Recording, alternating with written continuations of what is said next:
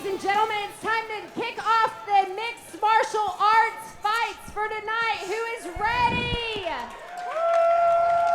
Come on, you can do better than that. I said, who is ready? Thank you. Much better. This next bout is brought to you by Valor 27. It's going to be in Knoxville, Tennessee on October 17th at the International. Fights are currently, the tickets are currently on sale online, so make sure you go check that out. Pre-buy your tickets. So let's go ahead and start it off. First, out of the red corner, let's welcome to the cage, Eric Armstrong. Eric Armstrong heads to the cage first, an independent fighter out of Knoxville, Tennessee, the 27-year-old, 5'7", and he has not competed in MMA since February 2010. Fought in the beginning days of the sport in the area. Last time out, lost a kickboxing bout a couple years ago at Valor 7 to Robbie Golden. So Eric Armstrong at 1-3, long layoff. And primetime, we've seen it sometimes. Guys with long layoffs, they're able to pick up where they left off. And then other guys, that shows. Yeah, it's really weird to me that someone has that long of a layoff. You know, you never know why or what they was doing to have that layoff. You know, you don't know if they was actually training or just said, heck it, I'm not going to train anymore. Or that's before I even started fighting. So it's crazy to hear, you know, about the people that trained so long ago. You know, it just seems, you know, crazy that they're still fighting today. I just came off a 3-year layoff, and I hadn't fought since 2012. I mean, you know, there's different reasons for layoffs.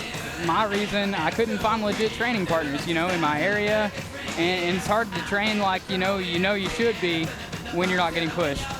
So the 3 years was going into Crossville, right? And yeah. that went, right? Yeah. I forgot about that. I mean, That's I still true. did jiu-jitsu, but as far as there's a difference in training and training for a fight. 100%, yeah. You see so many guys that'll take a fight on such short notice, and you can definitely tell because they're just not prepared the way they need to be for an MMA fight.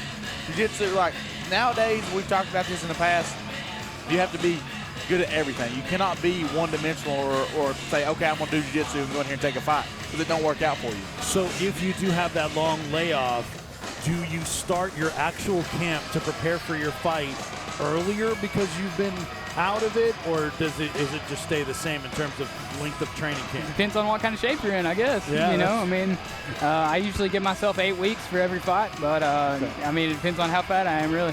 I mean, honestly. Well, how much do you put on? How farther away are you from? I walk around at 175.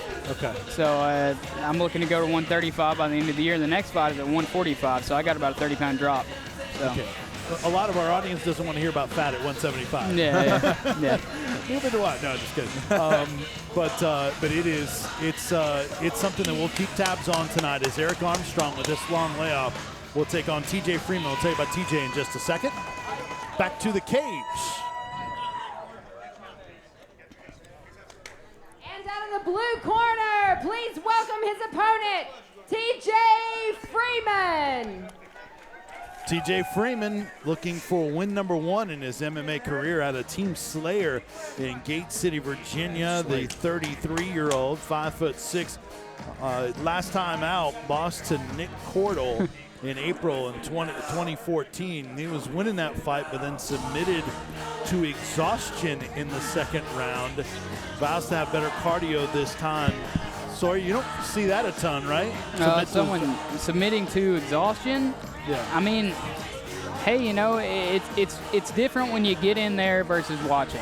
Nothing can prepare you for that type of intensity. I mean, people get tired. Take a look at the tail of the tape. You see the difference in the record there. Armstrong has gotten on the board with a win, and he is 6 years younger than TJ Freeman. Armstrong 1 inch taller, and then the weight difference is something to look at. 138 for Freeman, 132 for Armstrong. So the two with a difference in weight there. In this division in bantamweight, how much can a 5-pound difference make? It can be pretty detrimental for sure, whatever weight it is. You know, you're supposed to make that weight and you come in a little bit heavy and all that. So you never know, like, if he was just kind of walking around there and just couldn't cut the weight, or if he already cut 20 pounds and, you know, now he gained that 20 pounds back. So it all depends on the person, I guess. But at the same time, you got to realize that there's a lot of things like that happen. For a guy that submitted to exhaustion in the second round of his last fight and then vows to have better cardio, is it a red flag that he comes in overweight by 5 pounds? Yes. Yeah, probably. All right, we'll talk more about that in a second. Back to the cage of Jennifer Oxendine. This bout is scheduled for 3 3-minute rounds. First, out of the Hogs red corner, he is an independent fighter from Knoxville, Tennessee, holding a record of 1 win and 1 defeat. He weighs in at 133 pounds. Please put your hands together for Eric Armstrong.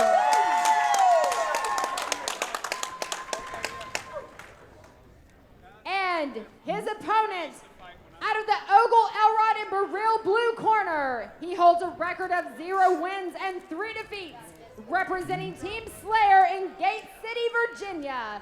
He weighed in at 140 pounds. Please put your hands together for TJ Freeman. Your referee for this fight, Jimmy Neely. Jimmy Neely, our referee for this bout, presented by Valor Fights 27. It's a bantamweight MMA bout at 135 pounds. It's Eric Armstrong in the black trunks with the white trim against TJ Freeman in the black trunks with white and red with that skull on it as well. And the two touch gloves after getting their instructions from Jimmy Neely, and we are underway. 3-minute rounds. MMA here at Valor Fights 25. Go for gold. Oh, nice shot. Break his arm. Vince Ferrara, Adam Primetime Townsend, Sawyer Rich, your announced team for this MMA bout here at Valor Fights 25. TJ Freeman keeping him on the fence, looking to pin him up. Looking for a guillotine, possibly. Yeah, he might have that. He's starting to tap. Yeah, there it goes. It's over. Standing guillotine, wow. Eric Armstrong gets win number 2, standing guillotine, and that did not take long whatsoever. And guys, I know pointed it out, but when you don't make weight, when you're trying to improve your cardio, that might have been a bad sign. Yeah, and let's talk through this guillotine right here real fast. Let me tell you what possibly should have happened right here is he should have grabbed under the crotch area and picked him up and turned him sideways, and that relieved a lot of the pressure with his left arm right there. Freeman, you talking about? Exactly. That He relieved a lot stuck of his pressure head for the right choke. in there, man. Yep. Can't leave your head on the outside. In this day and time, everybody knows a guillotine. Everybody knows that choke, and it's something you got to deal with. Are guys, do they assume that it's not going to come from a standing position because it's not as common? You guys will answer that. We'll talk about it in 1 second. Let's go back to the cage. Our official decision announcement, Jennifer Oxendine. Your referee stops this fight at 29 seconds into the first round for your winner by guillotine submission out of the Hogs red corner.